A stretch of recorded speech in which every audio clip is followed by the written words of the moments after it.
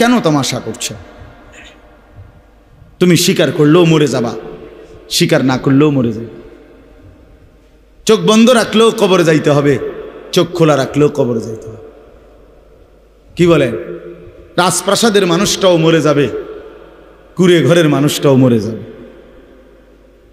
সুখের খাবার যার মুখে সেও মরে যাবে, ভিক্ষার থালা যার হাতে সেও মরে যাবে।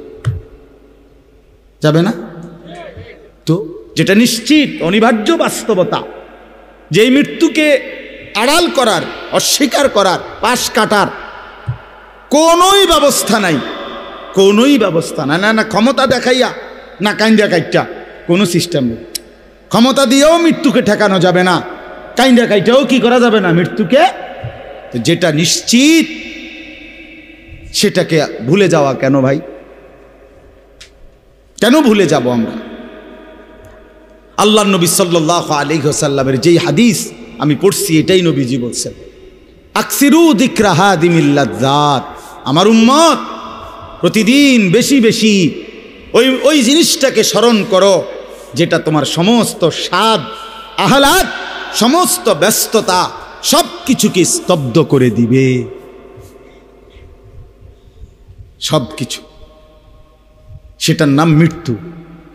হাদিসে আছে মৃত্যু সব কিছু বন্ধ করবে। তোমার নাক, তোমার চোখের দৃষ্টি, তোমার কানের শ্রবণ শক্তি, তোমার জবানের উচ্চারণ, তোমার জিহ্বার স্বাদ, তোমার হাতের নড়াচড়া, তোমার ব্যস্ততার এই জিন্দিগি স্তব্ধ করে দিবে।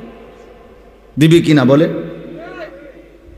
আমি অনেক সময় বলি, আমার প্রায় সময় জানাজা পড়তে গেলে মনে হয়, দেখবেন জানাজার নামাজেও মনে করেন 10:30 বাজে জানাজার টাইম দিছে, 10:30 জানাজা, 10:34 বাজে গেছে, 30-40 বাজে গেছে। কিছু মানুষের এই পরিমাণ অস্থিরতা, এই মিয়া টাইম টেবিল ঠিক রাখো না, কইলা 10:30টায় জানাজা, 10টা মিনিট ওভার হয়ে গেছে, কতক্ষণ খাড় করায় রাখবা? মানে উনি ব্যস্ত, ওনার এই 10 মিনিট সময় নাই। আল্লাহর কসম বন্ধু, এই মানুষটাও এরকম ব্যস্তই ছিল। যে মানুষটার জানাজা হচ্ছে এখন, যার লাশ এখানে শোয়ানো, এই লোকটাও এমন ব্যস্তই ছিল। তার হাতেও একদিন সময় ছিল না। আজ গোটা পৃথিবী সব আগার জায়গায়, এই বেচারা শুধু নিস্তব্ধ। চোখের সামনের জলজ্জান্ত মানুষটা স্তব্ধ, আর হাত নড়ে না, পাও নড়ে না, আর চোখ নড়ে না, জিহ্বা নড়ে না। এই জন্য দুনিয়ার এই ব্যস্ততার ভিতর দিয়ে আমরা যদি মনে করি যে আমি শুধুই দুনিয়া, ভালো মন্দ, লাভ লোকসান, চাওয়া পাওয়া, প্রাপ্তি অপ্রাপ্তি, বনের চাহিদা পূরণ, সব কিছু শুধু দুনিয়া ভাইয়া, বাবা তো আখিরাত কার জন্য? কবর কার জন্য? তাইলে নবীজি সাল্লাল্লাহু আলাইহি সাল্লাম কাকে তাইলে আখিরাত বুঝাইতে চাইছেন? আল্লাহর কোরআন এমন কোন সূরা নাই, কোরআন শরীফের 114টি সূরা, 114টি সূরার এমন কোন সূরা নাই, এমন কোন রুকু নাই কোরআনে যেখানে আখিরাতের কথা, পরকালের কথা আলোচনা নাই। এই পরিমাণ আল্লাহ তাআলা আখিরাত, আখিরাত, পরকাল, পুনরুত্থান, হাসরের মাঠ, এগুলো আল্লাহ তাআলা এতবার বলছেন, অস্বীকার করার, পাশ কাটার কোনো সুযোগ নেই, কোনো সুযোগ নেই। কোরআন শরীফে আছে সূরা মুলকের মধ্যে, জাহান্নামী যখন চিৎকার করবে, জাহান্নামের ফেরেশতারা তখন বলবে, আলাম ইয়াতিকুম নাদির, এই নাফরমান, তোমারে কি কেউ কোনোদিন জাহান্নামের ভয় দেখায় নাই? ক্বালু বালা, সে বলবে হ্যাঁ, কদ জাআনা নাদির, আমার কাছে বহু ভয় প্রদর্শনকারী বান্দা এসেছিল। কত ইমাম, কত খতিব, কত আলেম, কত ওয়াইজ, কত বক্তা, কত পীর, কত মাশায়েখ, কত আউলিয়া, কত বুজুর্গ চোখের পানি ফেলে ফেলে বারবার বারবার আমার এই জাহান্নামের কথা বলছিল, কিন্তু ফাকাদ্দাবনা, আমি মিথ্যা মনে করেছি। ওয়াকুলনা মা নাযালাল্লাহু মিন শাই, আমি আরো বলছি এগুলো আল্লাহ বলে নাই, তোমরা মোল্লারা মুন্সিরা তোমরা বানায়া বানায়া বলো। হ্যাঁ, অনেক বেত্তমিজ লোক আছে। ও এত না, হুজুররা যত কয় এত না, না হাবড়া জানে, হাবড়া আগেও একবার ফিডা খাইয়া আইছে, হাবড়া একবার ঘুরে আইছে হাঁসুরের মাঠ, হাবড়া জানে যত কয় এত না। ও কইতে লাগলে সবাই কয়, বাড়াইয়েই কয়, মাইক ফাইলে কে না কয়। এই সমস্ত বিদ্রুপ আলেমদের কথাকে আপনি অবজ্ঞা করিলেন। আসলে তো আলেমদের কথা না, কথা যদি হুজুরের কথা হইতো তাইলে না হয় আপনি ফেলে দিতেন, কিন্তু জবানে না হুজুরের কথা, তো সরাসরি আল্লাহর কথা, তো রসুল্লাহর, আল্লাহর, তো সে কথা প্রত্যাখ্যান করলেন কেন? আপনি আমার কথা, আমার ব্যক্তিগত যদি কথা হয় সেটা ফেলে দেন, কথা বোঝেন নাই। কিন্তু উলামায়ে কেরাম আপনাদেরকে নসিহতের মাধ্যমে নিজের ব্যক্তিগত হুজুরদের কথা বলে না, কথা বলেন না কেন?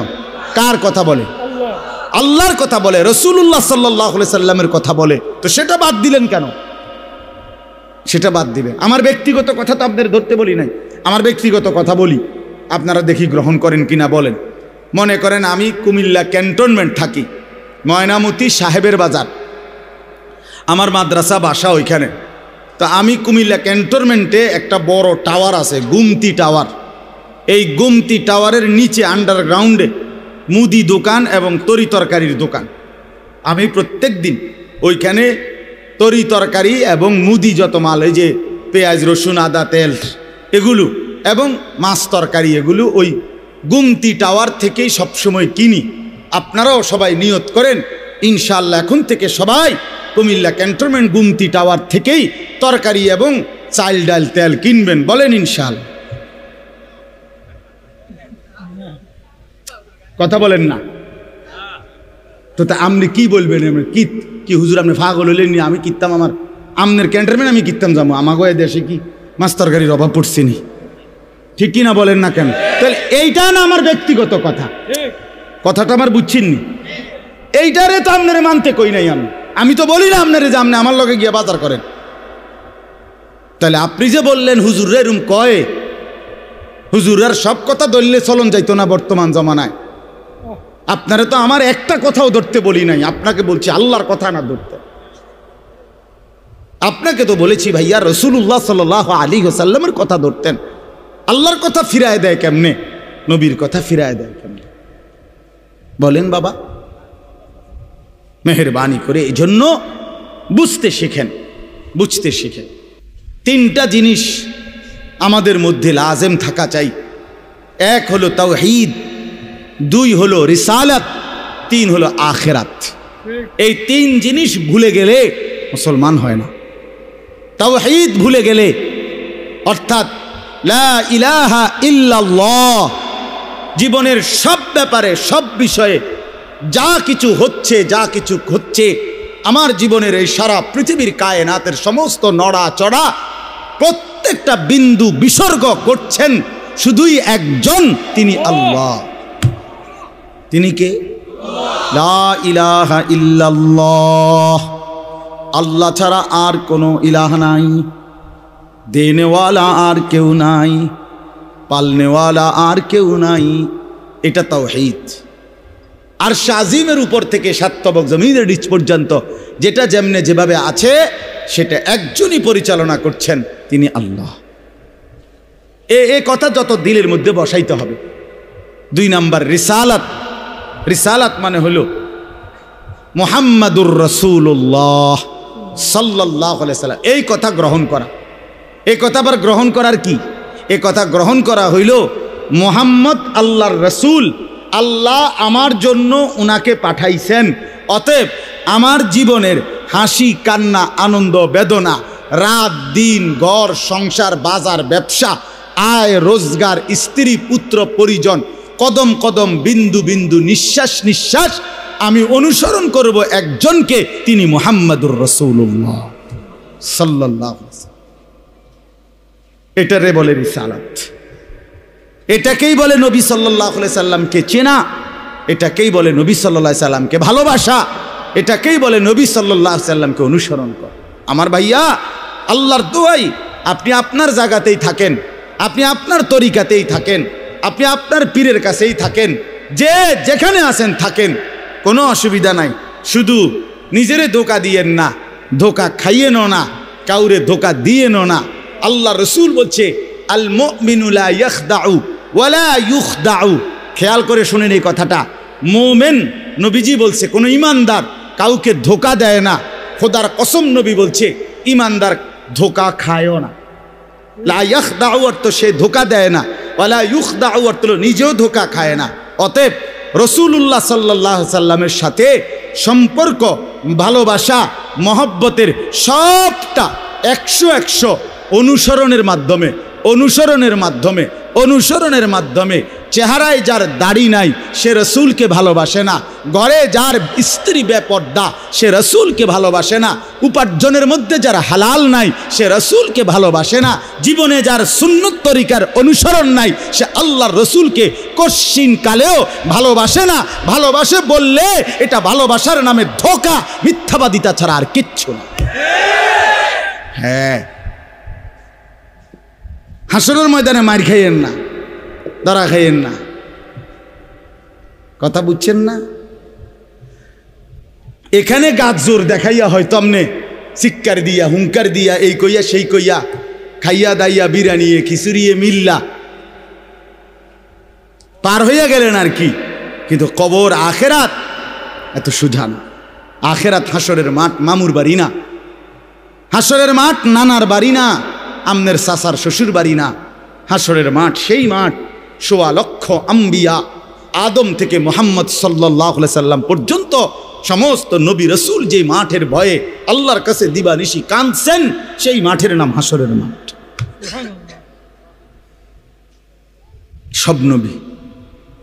সব নবী আল্লাহর কাছে হাসরের মাঠের ব্যাপারে দোয়া করছে। আমাদের নবী সাল্লাল্লাহু আলাইহি সাল্লাম পর্যন্ত যার কোনো গুনাহ নাই, যিনি নিষ্পাপ, সেই নবীজি পর্যন্ত 5 ওয়াক্ত নামাজের পরে সব আলেমদেরকে জিজ্ঞাসা করেন, নবীজি নিয়মিত 5 ওয়াক্ত নামাজের পরে দোয়া করতেন, আল্লাহুম্মা হাসিবনি হিসাবান ইয়াসীরা। আল্লাহ, হাসরের মাঠে আমার ভয় লাগে, আমি মুহাম্মদের, আপনার বন্ধুর হাসরের মাঠের হিসাব সহজ করে দিয়ে। নিজের ব্যাপারে বলছেন। এই জন্য বাপ রাগ হইয়েন না। 1 নম্বর তাওহীদ, কলিজার ভিতরে ঈমান মজবুত করতে হবে। 2 নম্বরে রিসালাত, জিন্দেগীর মধ্যে রাসূলুল্লাহ সাল্লাল্লাহু আলাইহি সাল্লামের অনুসরণ নিশ্চিত করতে হবে। কেন মেসওয়াক করেন না? আপনি জানেন নবীজি মেসওয়াক করতেন, এই জন্য করেন না। কেন দস্তরখান বিছায়া খানা খান না? আপনি জানেন, শুনছেন যে নবীজি সাল্লাল্লাহু আলাইহি সাল্লাম দস্তরখান বিছায়া সমান জায়গায় খানা খাইতেন, এই জন্য আপনি ইচ্ছা করে এটা বিছান না। কারণ আপনার কলিজার ভিতরে সিদ্ধান্ত, আমি মুহাম্মদুর রাসূলুল্লাহ সাল্লাল্লাহু আলাইহি সাল্লামের বিরোধিতা করব। কেন আপনি দাড়ি কাটেন? কারণ আপনি শুনছেন নবীজি দাড়ি লম্বা করতে বলছে, এই জন্য আপনি এটা বুঝাইলেন।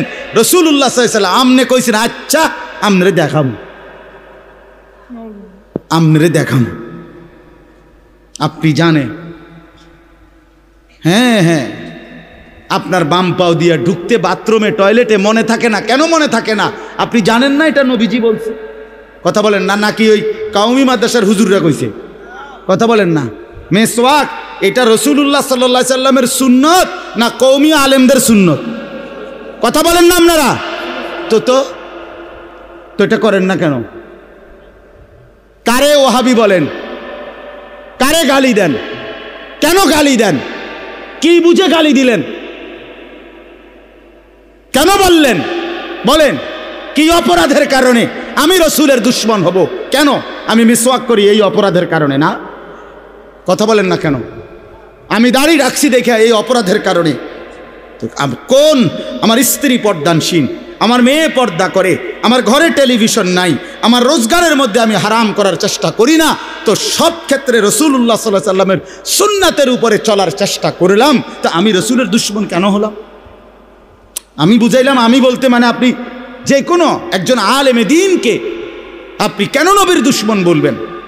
এত বড় জুলুম কেন করেন? এত বড় কেন জুলুম করেন বাবা? চা দোকানে বসে একজন আলেমের বদনাম করলেন, আপনি আন্দাজ করলেন একজন আলেমের ইলমের কদর কত। আমরা কিতাবে স্পষ্ট পড়ছি সারা পৃথিবীর ইমানদারের সমস্ত বন্দিগি আর আল্লাহর রাস্তায় জিহাদ, এই দুইটার পার্থক্য কদ্দুর। সারা পৃথিবীর ইমানদারের সমস্ত ইবাদাত একটি সমুদ্রের মধ্যে যদি কেউ আঙ্গুল দেয়, আঙ্গুল চুবায়, তো আঙ্গুলের অগ্রভাগে পানি লাগবে যে দূর, এতে করে সমুদ্রের ঢেউ তো বন্ধ হয়ে যাবে, ঠিক না? নৌকা চলা বন্ধ হয়ে যাবে না? সমুদ্র টের পাবে কিছু? কিতাবে স্পষ্ট আছে একজন ইমানদারে সমস্ত মুমিনের সব ইবাদত একত্র করিলে এইটার মর্যাদা হলো আঙ্গুলের অগ্রভাগের পানি। আর আল্লাহর রাস্তার জিহাদ ফি সাবিলিল্লাহ, জীবন দেওয়া, জিহাদ করা, এটা সমুদ্রের বাকি পানি। এরপরে লিখছে যে সমস্ত ইবাদত এবং আল্লাহর রাস্তার যুদ্ধ, এইটাও এবার একসাথ করেন। এই সবটা এবার ইবাদাত এমনকি জিহাদ সবটা একত্র করিলে আঙ্গুলের অগ্রভাগের পানি, খোদার কসম, আল্লাহর কসম, এলেম, কোরআন সুন্নাহর এলেম, এইটা সমুদ্রের বাকি পানি। বিশ্বাস করে এবার বলেন এক আলেমে দ্বীনের কদর কত? আপনি কারে টিটকারি করলেন? কারে? ওটা আপনার মসজিদের ইমাম ৬০০০ টাকা বেতন দেখে আপনার চোখে লাগছে না? বেটার বেতন কম। হ্যাঁ, বেটার বেতন কম তো আপনি না কম দিছেন, উনি নি কম নির্ধারণ করছেন, আপনি না তারে মূল্যায়ন করেন না। কথা বলেন না কেন? আমাদের সমস্ত একার একটা স্পষ্ট কথা খেয়াল করেন, যদি এক সমস্ত মুসলমানের টার্গেট হইতো যে আমি প্রত্যেক বিষয়ে আল্লাহর কোরআন রসুলের সুন্নাত মোতাবেক চলবো, তাইলে এই পৃথিবীতে মসজিদের ইমামের চাইতে ব্যস্ত জিন্দিগি আর কেউ পালন করার কথা ছিল না। কেন? ওই মহল্লার সমস্ত মানুষের ঈমান, ইসলাম, আখিরাতের সমস্ত দিক নির্দেশনা সারাক্ষণ উনাকে দিতে হইতো, তখন উনার কদরও হইতো অনেক, তখন উনার বেতনও হইতো অনেক, উনার হাদিয়াও হইতো অনেক। কিন্তু আমাদের কলিজার ভিতরে আখিরাত লাগে না মনে হইছে, কোরআন তিলাওয়াত লাগে না, রসুলের সুন্নাত লাগে না, মেয়ের বিয়েটার মধ্যে নবীর সুন্নাত কি এটা জানার দরকার নাই, ছেলের বিয়েটার মধ্যে নবীর সুন্নাত কি এটা জানার দরকার নাই। ওই হদ্দার মাতব্বর মিল্লা তারা ঠিক করছে বিয়েটার মধ্যে চেয়ার হইব ২০০, টেবিল হইব মোট ৩০টা, গেট হইব একটা ৭০,০০০ টাকা দামের গেট, হাইয়েস্ট গাড়ি যাব ৬০টা, প্রত্যেকটার মধ্যে বেড়া বেড়ি মিল্লা বইব ১৪ জন, তো ৫টার মধ্যে ৫, ১৪, ৭০ জন। এরপরে দিয়া গেটে দিব ২,০০০, বাজে খরচ হইল ৩,০০০, এই হইল ৫,০০০। এগুলো হইল হিসাব। আর হুজুরেরা আইয়া কইয়া গেছে রবিবারে মাইয়াগার বিয়া, দুপুরে দুগা ভাত খাইয়া যাই। বুঝেন নাই? কিন্তু যদি সে জানতো যে রাসূলুল্লাহ সাল্লাল্লাহু আলাইহি সাল্লামের ৪টা মেয়ে নবী বিয়ে দিছেন, আমি সেভাবে রসুলের মেয়ে যেভাবে বিয়ে দিছেন আমি আমার কন্যাকে সেভাবে বিয়ে দেব, তাইলে তো ইমাম সাহেবের কাছেই উনি আগে আসতো, ঠিক কিনা বলে? আলেমের কাছেই আগে আসতো। কিন্তু ওই যে ওনার তো এটা দরকার নেই। কি আপনার বাড়িতে ৩ দিন ধরে ডেক সেট বাজে? হ্যাঁ হুজুর আসলে কিতা করবো, শরম দিয়ে না, ফুলাইনে আউশ করছে, ফুলাইনে শখ করছে। হায় রে আল্লাহ, হায় মুসলমান, এইভাবে রাসূলুল্লাহ সাল্লাল্লাহু আলাইহি সাল্লামের হুকুমকে, সুন্নাতকে গলা টিপে হত্যা করলেন। নবীজি নিজে বলছে না, আপনারা কতবার শুনছেন, নবীজি বলছে বিয়ে আমি রাসূলের সুন্নাত, বলছি কি না বলেন? আবার বলেন বলছি কি না? তাহলে যার সুন্নাত তার মতো হইতে হবে না? তো রাসূলুল্লাহ সাল্লাল্লাহু আলাইহি সাল্লামের সুন্নাত বিয়ে, তো বিয়ে নবীজি সাল্লাল্লাহু আলাইহি সাল্লাম বিয়ের মধ্যে গায়ে হলুদ, ডেক সেট, এই লম্বা গেট আর গাড়ির মধ্যে ফুল, এই সব।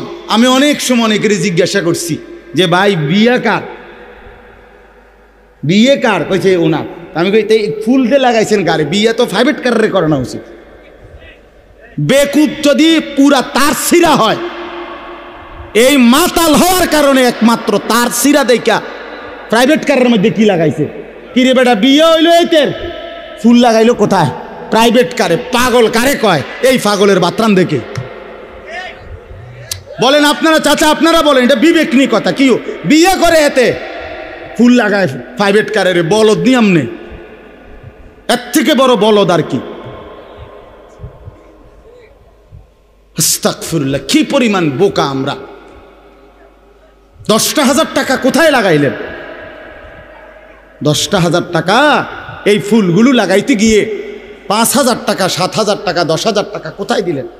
10,000 টাকা পেলে একজন এতিম সন্তান 1 বছর পড়ালেখা করতে পারত। 10,000 টাকা পেলে একজন বিধবা নারী হয়তো তার 2 মাসের চাল ডাল কিনতে পারত। আর আপনি বিয়ের গাড়িটা সাজায় নিয়ে গেলেন, মেয়ের বাড়িতে দাঁড়াইতে দেরি, ফাওড়া দিতে দেরি, গাড়িটা থামতে দেরি, ছেলেগুলোরে নামাইলে জামাইরে নামাই নিতে নিতে পরবর্তী সর্বোচ্চ 5টা মিনিটের ভিতরে আইসা দেখবেন একটা ফুলও গাড়িতে নাই। এত বড় বেউকুফ যেটা আমার 5টা মিনিট টিকলো না, আমি কার জন্য সাজাইলাম? কার জন্য সাজাইলাম? এজন্য বাবা 1 নাম্বার বললাম আল্লাহর প্রতি তাওহীদ, আর 2 নাম্বার হলো পুরা জিন্দেগি রাসূলুল্লাহ সাল্লাল্লাহু আলাইহি সাল্লামকে অনুসরণ করা। 3 নাম্বার হলো আখিরাত। সব কিছুর ক্ষেত্রে ফিকির করবেন। আপনি আমি সবাই মৃত্যুর মাধ্যমে আখিরাতের দিকে যেতে হবে। কিসের দিকে? হ্যাঁ, মৃত্যু মানে শেষ না, মৃত্যু মানে সমাপ্তি না, মৃত্যু মানে শেষ না বাবা। মৃত্যু মানে আখিরাত, পরকালের জিন্দেগি, পরবর্তী অধ্যায়, নতুন অধ্যায়ের শুরু, নতুন অধ্যায়ের শুরু। এই জন্য আখিরাতকে ভুললে জীবনের কোনো অর্থ থাকে না। আখিরাতকে ভুললে মানুষ আর মানুষ থাকে না। বিশ্বাস করেন, পরকালের অনুভূতি যার নাই, কবরের অনুভূতি যার নাই, হাসরের ময়দানের বিবেক যার নাই, আল্লাহর কসম ওই ব্যক্তির জীবনের কোনো নিয়ন্ত্রণ নাই। সে যা ইচ্ছা তাই করে, জন্তু জানোয়ার যা করে। সমস্ত মানুষ যারা অপরাধ থেকে বেঁচে থাকে এবং পুণ্যকর্ম উত্তম কাজে লেগে থাকে, তার একটা মূল ফিকির তার কলিজার ভিতরে এটা আছে, আমি গুনাহ থেকে বাঁচতে হবে, আমি নেক কাজ করতে হবে। কেন? আমাকে আখিরাতে যেতে হবে। কথা বলেন না কেন? যে গুনাহ থেকে বাঁচে, কেন বাঁচে? আখিরাত আছে। যে নেক কাজ করে, কেন করে? আখিরাত, আখিরাত আছে, আখিরাত আছে। এই জন্য এই 3 জিনিস শেখা দরকার, কলিজার মধ্যে আনা দরকার। তাওহীদ, রিসালাত, আখিরাত। বলেন কি? তাওহীদ মানে লা ইলাহা ইল্লাল্লাহ, বলেন।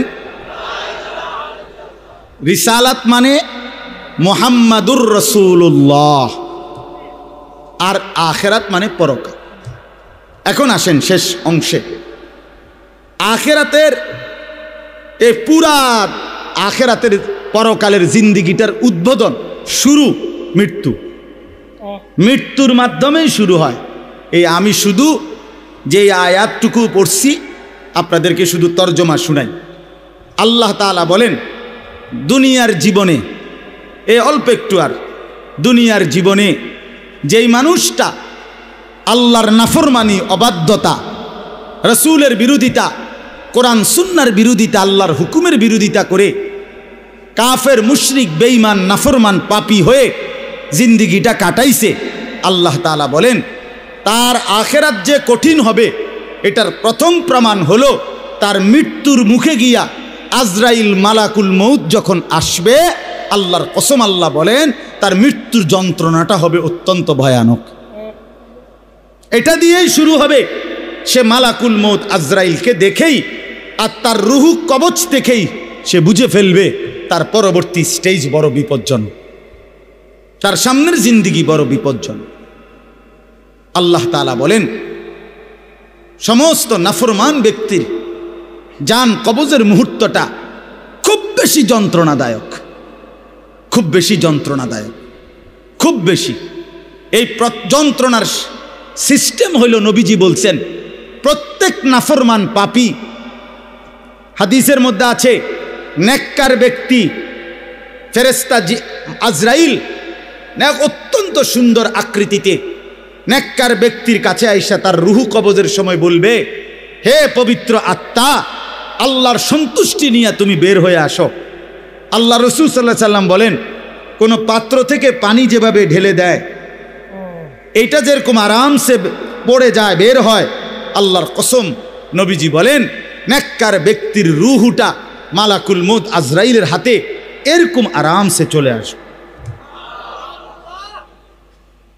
আর আল্লাহর নবী সাল্লাল্লাহু আলাইহি সাল্লাম বলেন কোন নাফরমান পাপী এক নম্বরে তার মৃত্যুর সময় প্রথম হল ফেরেশতা মালাকুল মউত আজরাইল অত্যন্ত নিকৃষ্ট বিভৎস কুৎসিত চেহারা নিয়ে তার সামনে দাঁড়াবে। আমার কাছে আরবি কিতাব আছে, ইমাম কুরতুবির কিতাব আত-তাযকিরা, এই কিতাবের মধ্যে আছে ইব্রাহিম আলাইহিস সালাম একবার আজরাইলকে বলছিল, আজরাইল কোন নাফরমান পাপী ব্যক্তির যে সময় জান কবজ করো তখন তুমি যেই চেহারা নিয়ে তার সামনে দাঁড়াও ওইটা আমার একটু দেখাও। কিতাবে আছে। আজরাইল বলছে ইব্রাহিম আলাইহিস সালামকে যে আল্লাহর কসম আপনি সহ্য করতে পারতেন না। ইব্রাহিম আলাইহিস সালাম বলেন না, তুমি আমারে দেখাও, আমি দেখুমই। তো আজরাইল ওই আকৃতিটা ধারণ করছে। কোন পাপীর রুহু কবজের সময় উনি যেই চেহারা ধরে অত্যন্ত নিকৃষ্ট কুৎসিত চেহারা। তো কিতাবে স্পষ্ট আছে, ইমাম কুরতুবী বলেন ইব্রাহিম আলাইহিস সালাম চিৎকার দিয়া বেহুশ হয়ে গেছে। লম্বা সময় পরে হুঁশ আসার পরে উনি চোখের পানি ফেলে আল্লাহকে বলছে, আল্লাহ তোমার কোন নাফরমান বান্দা পরবর্তীতে কবরের আযাব, হাসরের আযাব, জাহান্নামের আযাব আর কিছুই লাগবে না, শুধু কেবল আজরাইলের এই বিভৎস চেহারার যদি একবার দেখে তার ৬০ বছরের নাফরমানির শাস্তির জন্য এটাই যথেষ্ট, এটাই যথেষ্ট। আল্লাহ নবী সাল্লাল্লাহু আলাইহি সাল্লাম বলছেন, কোরআনে আল্লাহ বলছেন এই মালাকুল মউত আজরাইল যখন কোনো পাপী নাফরমানের জান কবজ করতে আসবে তো প্রথম এই কলিজাটার ভেতর থেকে যে রূহ আছে, এই কলিজার ভিতরে কলবের ভিতরে যে রূহ, এই রূহটা ধরে টান মারবে যখন, একটা টানে কলিজাটা ছিঁড়া, রূহটা ছিঁড়া এই কণ্ঠনালী পর্যন্ত চলে আসবে। কাল্লা ইযা বালাগাতিত তারাকিয়া, কাল্লা ইযা বালাগাতিত তারাকিয়া। আর কিছুই না বান্দা, শোনো, যখন নাফরমান তোমার জান কবজের সময় রূহটা চলে আসবে কণ্ঠনালীতে, এবার রূহটা বের হতে চাইবে না, বের হতে চাইবে না, নাফরমান ছটফট করবে। আর ফেরেশতা আজরাইল, ফেরেশতা ছিঁড়া বিরা কোনো জিনিসকে, কোনো ধারালো লোহা, শিক, এটা যদি আগুনের মধ্যে, আপনার আগুনে পোড়ানো জিনিসের মধ্যে টান দেয় তাহলে যেরকম ছিঁড়া ভিড়া আসে, আল্লাহর কসম আল্লাহ রসুল বলছে আজরাইল যখন রুহু ধরে আবার টান মারবে তো সমস্ত শরীর ছিন্ন ভিন্ন করে এই রুহু বের করে আনবে। ওয়াকিলা মান রাক, আল্লাহ বলে আশপাশের মানুষগুলো তখন বলবে ওই লোকের ছটফটানি দেখা, হায় তাকে বাঁচাবার জন্য কোনো ওজা ডাকো, বৈদ্য ডাকো, ডাক্তার ডাকো, কবিরাজ ডাকো, কে আছো তাকে চিকিৎসা করবে, ডাকো না, আনো না, অত ভীষণ ছটফট করছে। আল্লাহ বলেন ওয়াজান্না আন্নাহুল ফিরাক, কিন্তু ওই নাফরমান বুঝে ফেলবে আজ আর তাকে কেউ ফিরাইতে পারবে না, তাকে দুনিয়া থেকে বিচ্ছিন্ন হতেই হবে, তাকে চলে যেতেই হবে। বন্ধু আমার, বাপ আমার, একটা জরুরি কথা আপনারা বয়স্ক লোকেদেরকে বলি। রাসূলুল্লাহ সাল্লাল্লাহু আলাইহি সাল্লাম বলেছেন, আমার এই কথাটা খেয়াল করেন, নবীজি বলছেন ইন্নাল্লাহা ইয়াকবালু তাওবাতাল আবদ মা লাম ইউগারগির। বান্দা যখন আজরাইলকে দেখে তখন তার রুহে, তার শরীরের মধ্যে আরে গড়গড়া শুরু হয়, মৃত্যুর গড়গড়া শুরু হয়। আল্লাহ রসুল বলছেন তখন আর আল্লাহ তাআলা কারো কোনো তওবা কবুল করেন, তওবা কবুল করেন। ওয়ালাইসাতিত তাওবাতু লিল্লাযীনা ইয়ামালুনা আস-সাইয়্যাত হাত্তা ইযা জাআ আহাদাহুমুল মাউত ক্বালা ইন্নী তুবতুল আন। আল্লাহ বলেন যে মৃত্যু পর্যন্ত নাফরমানি করে গেছে, যখন মৃত্যুর মুখে আজরাইল আসছে এখন বলতেছে আল্লাহ আমি তওবা করলাম। আল্লাহ বলেন ওয়ালাইসাতিত তাওবা, এমন তওবা আমি আল্লাহ গ্রহণ করব না। আমরা অনেক সময় 90 বছরের বুড়া, 70 বছরের বুড়া মিয়া একদম লম্বা হইয়া সোজা হইয়া গেছে, এবার দম টাইনতে আছে লম্বা করিয়া। এই সময়ে গিয়া 200 টাকা হাদিয়া দিয়া হুজুর আনছে, হুজুর তোবাটা ফরাইয়া দেন, আব্বারে ব্যস্তটা বুঝ করিয়া দেন, ধরেন এই 200 টাকা রাখেন। কি তওবা করাবে হুজুর? হুজুর এখন ওনার কোনো এহসাস অনুভূতি আছে? কথা বলেন না কেন? উনি জানে কিছু কি বলতেছে, কি তওবা করাইলেন? কিসের তওবা? কিসের তওবা এটা? কিসের তওবা? গুনাহ করলেন আপনি, আপনার ফরামু বুঝি আমি? হ্যাঁ, আপনার গুনাহ আপনি না জানেন। এই জন্য আল্লাহ কোরআনে বলছেন, ওয়াল্লাযীনা ইযা ফাআলু ফাহিশাতান আও যালামু আনফুসাহুম যাকারুল্লাহ। আল্লাহ বলে, বান্দা শোনো, জীবনভর যদি গুনাহ করো, নাফরমানি করো, জুলুম করো, নাফরমানি করো, কিন্তু আমার যেই বান্দা গুনাহ করবে অথবা নাফরমানি, অশ্লীলতা, বেহায়াপনা করে, আল্লাহ বলেন যদি সাথে সাথে আমি আল্লাহকে মনে করে, অতঃপর ফাস্তাগফারু লিযুনুবিহিম, আমি আল্লাহর কাছে নিজের গুনাহের জন্য মাফ চায়, ওমান ইয়াগফিরুয যুনুবা ইল্লাল্লাহ, বুঝে শুনে দিল থেকে বলে আল্লাহ আপনি মাফ না করলে মাফ করবে কে? ওয়ালাম ইউসিররু আলা মা ফাআলু ওয়া হুম ইয়ালামুন, আর আল্লাহকে বলে আল্লাহ এই গুনাহ আমি ছেড়ে দিলাম, ওয়া হুম ইয়ালামুন, জেনে বুঝে এমন নাফরমানি আর করব না, মাফ করে দেন। খোদার কসম আল্লাহ বলেন, বুঝে শুনে আমার বান্দা যদি গুনাহ ছেড়ে দিয়ে আর করবে না, ওয়াদা দিয়ে আমি আল্লাহর কাছে চোখের পানি ফেলে মাফ চায়, এবার গুনাহ যদি আসমান পরিমাণও হয়, আমি আল্লাহ ওয়াদা করলাম বিনিময়ে পুরা মাগফিরাত দিয়ে দেব। উলাইকা জাযাউহুম মাগফিরাতুম মির রাব্বিহিম, পুরা মাফ।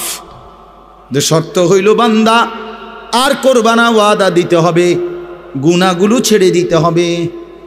আমনের কলজার ভিতরে হইল আমনে কোনো সুদের টিয়া ছাড়তেন না, আপনি কোনো বিড়িখানা ছাড়তেন না, আপনি কোনো সাদওয়ানের টেলিভিশন সাউন্ড বন্ধ করতেন না, আপনি হুজুরের লগে যে ডোলেন আস্তাগফিরুল্লাহ রাব্বি, আপনি কীর্তেন লরেন, আপনার পকেটে দে বিড়ি,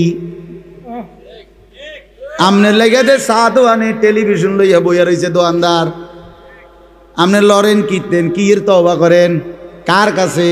আল্লাহ বুঝে না? কথা বলে না?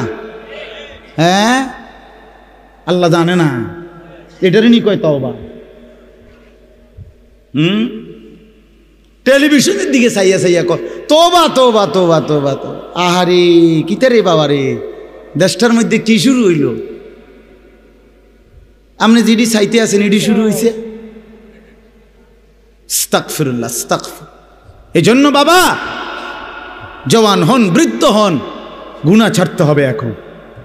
কখন বলেন? ওই বাবা বলেন না কখন? এখন এখন এখন, আজ। গুনাহ করলেন যখন, ছাড়বেন তখন। দিল, দিমাগ, আকল, হুঁশ আছে যখন। এইটা মনে রেখে আল্লাহ তাআলা বলেন, ওয়াযান্না আন্নাহুল ফিরাক, আশপাশের লোকজন তো ডাক্তার কবিরাজ লইয়া ডাকাডাকি করছে, কিন্তু সে বুঝে ফেলছে তাকে দুনিয়া থেকে আলাদা হবে, আর থাকতে পারবে না। ওয়ালতাফাতিস সাকু বিসাক, আল্লাহ তাআলা বলেন ভয়ে আর আতঙ্কে নাফরমান পাপী জান কবজের সময় তার দুইটা পাও মিলাইবার মতো ক্ষমতাও আর তার থাকবে না। পায়ের দুইটা গোসা, গোড়ালি, এইটা পর্যন্ত কদ্দুর লাগানো অথবা সরানো এই ক্ষমতাটাও থাকবে না। এতটা ভয়ে আতঙ্কে পাও নিয়ে পড়ে থাকবে যে পায়ের গোসা, গোড়ালিটা পর্যন্ত নাড়াইতে পারবে। ইলা রব্বিকা ইয়াউমা ইদিনিল মাসাক, আর এই অবস্থাতেই তাকে আল্লাহ তাআলার কাছে পৌঁছতে হবে। কার কাছে বলেন না? এবার দেখেন এই কথাটা ছেলেরা তোমরা শোনো, শুধু চাচারাও শোনেন, নওজোয়ান তোমরাও শোনো।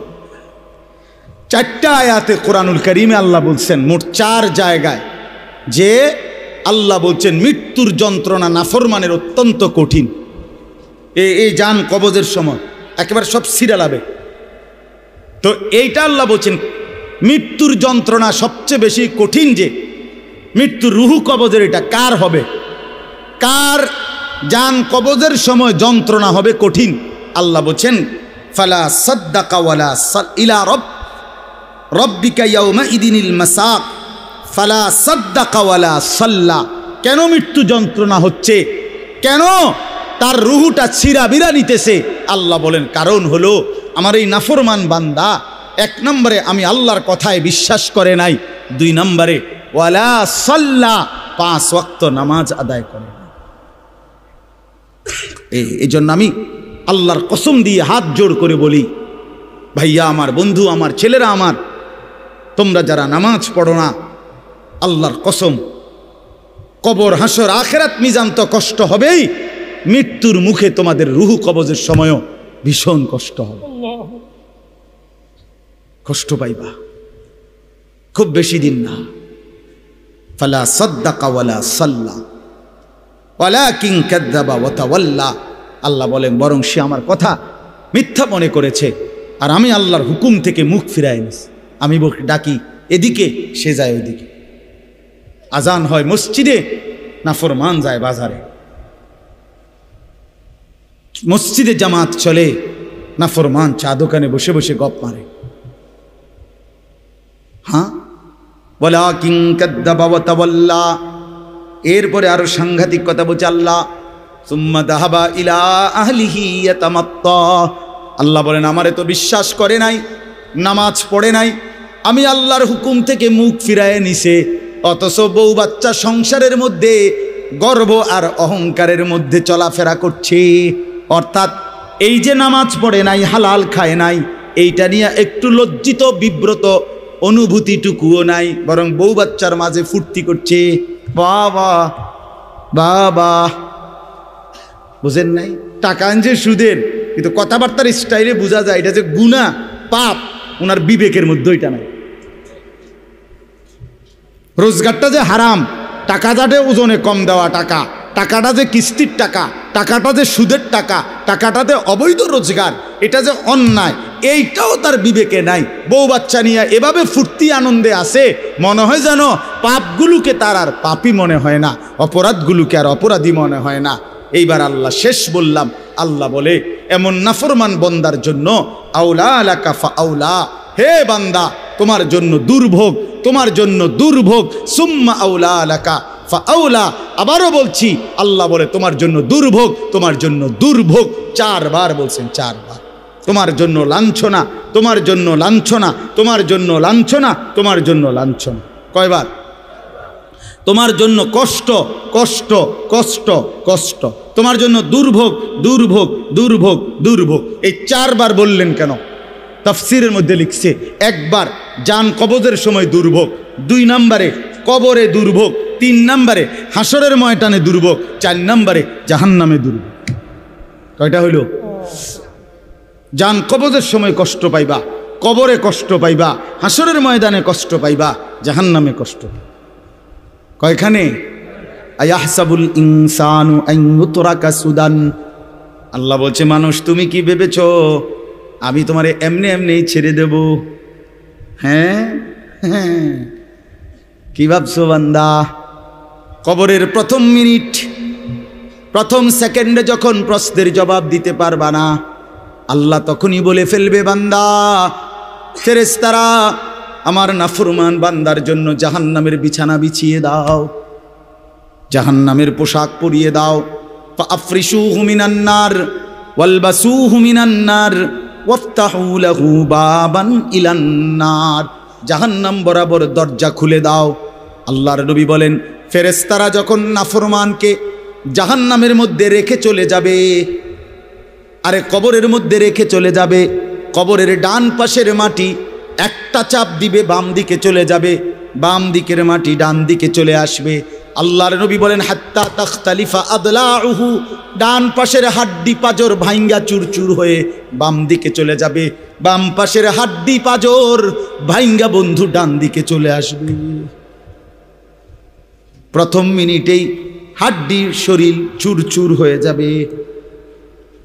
আল্লাহ ছাড়বে না, আমারেও না আপনারেও না। বিশ্বাস করো। দুনিয়া আল্লাহ তাআলা তো শাস্তির জায়গা না। আল্লাহটা বলছে তো, আমি এটা শাস্তির জায়গা না, এটা পরীক্ষার জায়গা। কথা বোঝেন নাই?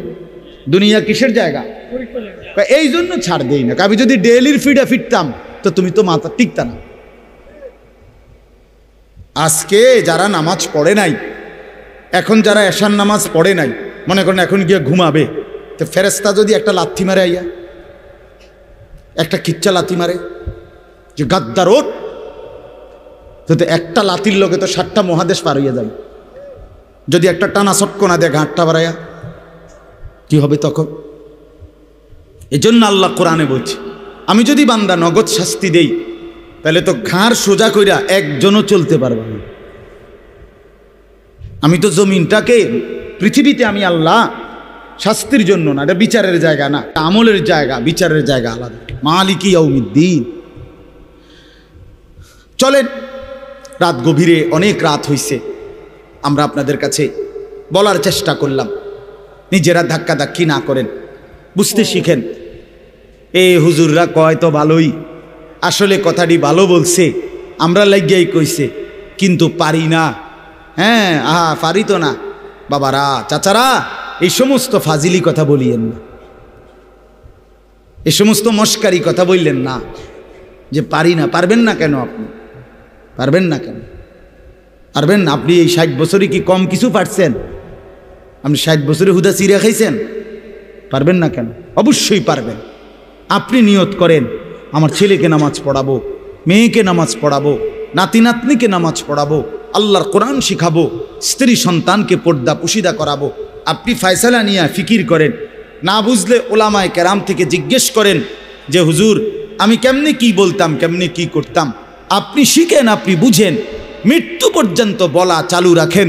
তাইলে হবে কি, যদি আপনার কথায় তারা ফিরেও না আসে, আপনার লাগাতার বলা, চোখের পানি ফেলা, আপনার অব্যাহত চেষ্টার কারণে হতে পারে আল্লাহ আপনারে মাফ করে দেবে।